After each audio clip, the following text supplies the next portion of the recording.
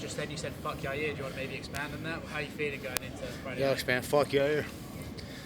He was out here and we asked him, after taking a little bit of time to think about it, did he still maybe think you could have continued with the eye? And he said yes, he thinks you could have. I mean, now you've taken some time to think about it. What's your emotions going into Friday? I feel good. Cool as cucumber. Calm like a bomb. I'm ready to go off. I'm gonna kill this kid. If you don't die, it doesn't count. That's what I'm thinking. Is it personal now? Because it's always personal. It's always personal when you fight. This kid's trying to take money off my kid's table. What if I was coming to your house, taking food off your table, smacking your kid? That's the way I look at it. You know, how do you feel if I was to do that? Is it personal? Fuck yeah, it's personal. It's a fight.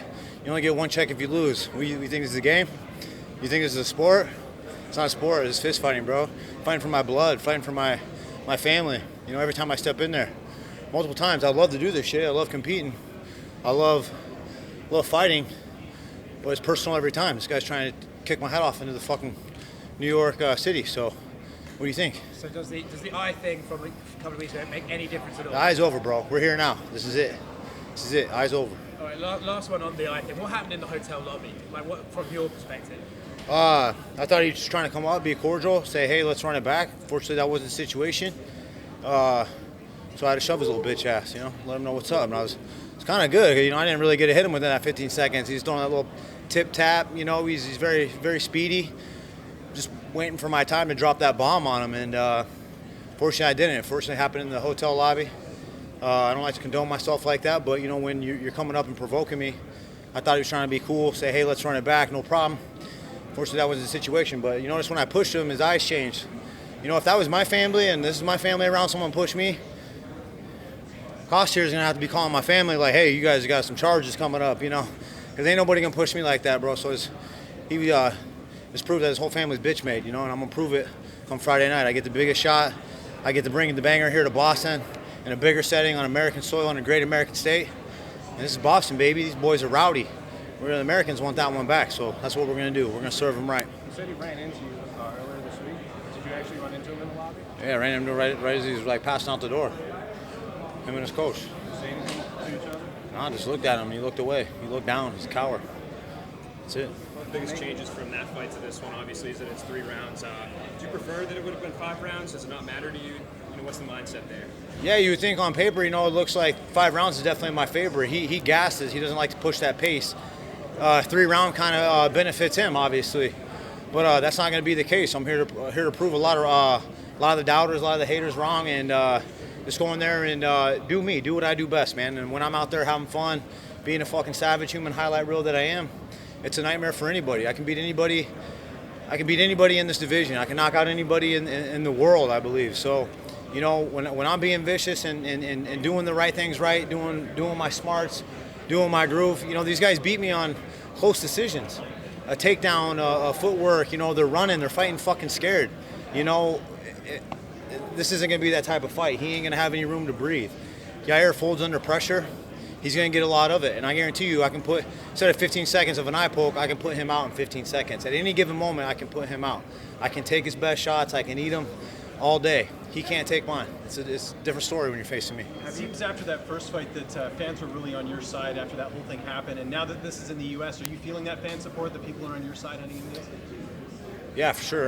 You know, it's just the way I think. I don't think it has anything to do with anything, but the fact that the way that I condone myself, the way he condoned himself.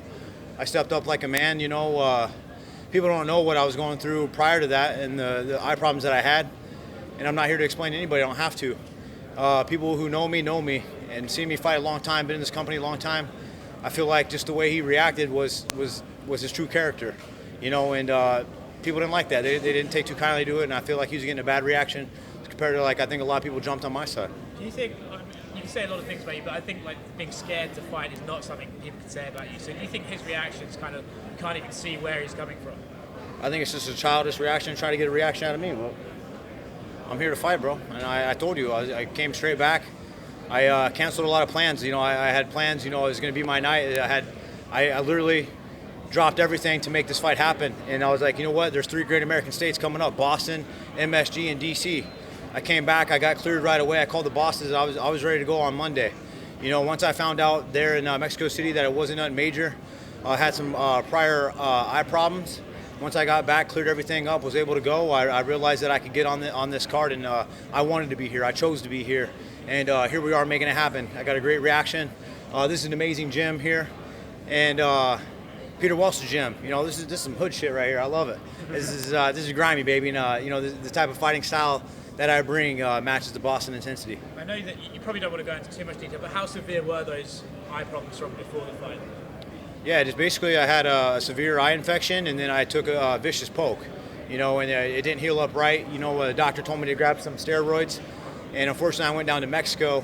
I heard steroids. I was just taking the regular eye drops that he gave me the first time.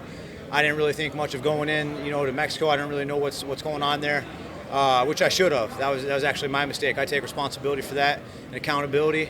I should have grabbed the steroids, the legal steroids.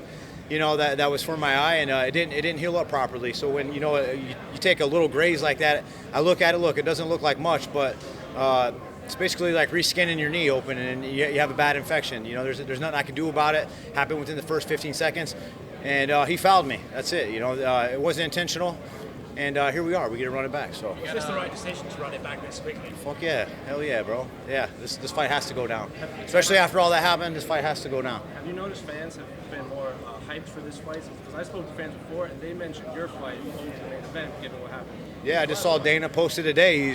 He mentioned Reyes and Weidman, and he posted my picture. I think people think that we should be the main event, but we had an unfortunate situation. There's already a main event chosen, but I think if we were to be on this card, it could have been main event. Being in Boston, you got the card you wanted, you got the fight you wanted, quick turnaround, you get to get some closure hopefully on this. How excited are you to just put this all behind you? Put Yair behind you, put all the drama behind you, get a win, and just move on and move onwards and upwards? I'm not that eager to get up out of the situation. I'm enjoying the moment. All eyes are on me right here, right now, and it just hypes it up for a bigger situation. Really, I set myself up. It's like a check raise. You ever play poker? Check raise, motherfucker.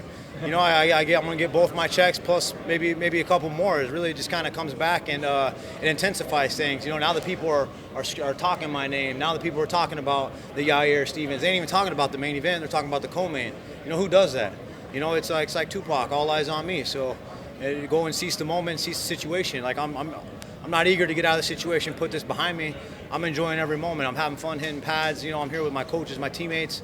I got the best people in the world. And when I came back here to America, it was like I got out of jail. Everything was brand new. I got my coaches around me. I get to drive my car again. I get to eat my foods at my home. So it's just even better. Now we're on my soil. So let's go. Speaking of Mexico City, one of the big controversies coming out of that card was the behavior of the crowd. Obviously, the crowd was on your side. Some of the stories, you got objects getting thrown in the octagon, you got fighters getting beer poured on them, fighters getting assaulted. How do you feel about that behavior? And also, would you ever fight in Mexico again? Yeah, for sure. I love beer, so that's really not a bad thing. It's just unfortunate that some people in the UFC staff and the PR, the people that were there trying to calm the situation down, I heard they took some more bumps and bruises than I did. I don't mind beer getting splattered on me. Look, I get it. I wanted to fight. I didn't go down there for 2 months for nothing. To have some beer thrown on me, that ain't shit. But to have that represented in the UFC and the people that were the security, they did a great job. When that stuff happens, I heard Carlos Esparza got a beer thrown on her on the walkout. That's just kind of nonsense, bro. But whatever, fight there again, hell yeah, I'll go back. I love Mexico. I love it doesn't take away from the time that I did have down there in Zacatecas, the people that I met, I love that culture. That's my culture at home. I have Mexican family, so it is what it is, man. I'd be pissed off too if fight ended in 15 seconds. Fortunately, it wasn't my fault though. You come to this fight very emotional. The first thing you said is "fuck Yair." But it seems like you got to fight smart. What are you going to do to control to make sure you're not fighting emotional come Friday night? Just do me, bro. I'm not emotional at all. It's fuck Yair. I have freedom of speech. I don't really care for the kid, but business as usual. I'm going to still keep my head on my shoulders, and the intentions. If he doesn't die, it doesn't count. That's the way that I represent myself inside the octagon. I basically murder people. That's me, bro. I'm a human highlight reel. Put my highlight MMA tapes up against anybody. I guarantee you, I'm probably one of the better ones on there. At least probably top 5. And that's anybody, and not steroids. No one's ever been busted for steroids. Those guys in Pride. I'm talking about real, all natural, Coronas and good vibes. Motherfucker, I'm all natural, bro. That's me. So that's what I do. Thanks, Jim. Thank you guys. Appreciate it.